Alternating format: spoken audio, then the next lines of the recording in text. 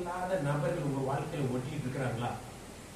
ஆண்டவர் முன்னிலையில ஒரு தீர்மானம், ஆண்டவரே இந்த நபர் எனக்கு தொல்லையா இருக்கிறார், நான் உமக்காக கனி கொடுக்க முடியல, அதனால இவரை நான் கொஞ்சம் தள்ளி வைக்கிறேன். மொத்தமா வெறுத்துடல, அவரு என் கூட ஒட்டிட்டு இருக்கிறாரு, எனக்கு உமக்காக நான் வாழ முடியல. நான் இங்க கணவன் மனைவி நீங்க பிரிச்சுன்னு அதை பத்தி சொல்லல. கணவன் மனைவி நீங்க ஒன்னாதான் இருக்கணும், அது ஆண்டவர் இணைத்தது.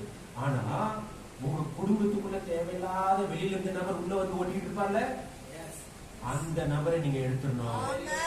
அந்த நபர் உங்க வாழ்க்கையில நீங்க கொஞ்சமானவர்களுக்குள்ள இருக்க விடாம உங்களை வெளியே கொண்டு போயிருவாரு, உங்க ஆசீர்வாதங்களை திருடிடுவாரு. வேண்டாம். நீங்க ஒரு தீர்மானம், நான் ஆண்டவரே உங்களுடைய வேத வசனத்தை வாசிக்கிறதுக்கே எனக்கு நேரம் இல்லை, நிறைய நேரம் ஒரு வேத வசனத்தை வாசிக்கணும் அப்படின்னு செல்போன் யூஸ் பண்றது நான் ஒரு தீர்மானம் எடுத்தேன்.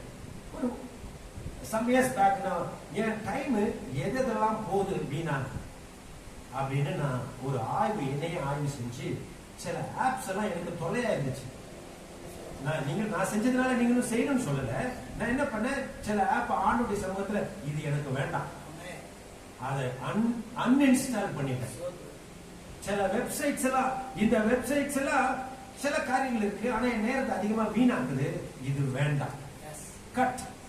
அது இல்லாம ஆண்டவர் என்ன பண்ணுவாரு? அப்படி ஆண்டவருக்காக நம்ம கனி கொடுக்கணும்னா நம்ம வாழ்க்கையில நாமும் சில காரியங்களை ஒதுக்கி வைக்கணும்.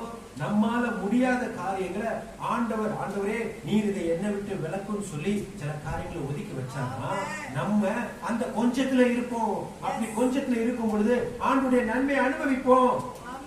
Fruitful remnant, living a separated life. இந்த உலகத்தை விட்டு பிரித்து எடுக்கப்பட்ட வாழ்க்கை வாழ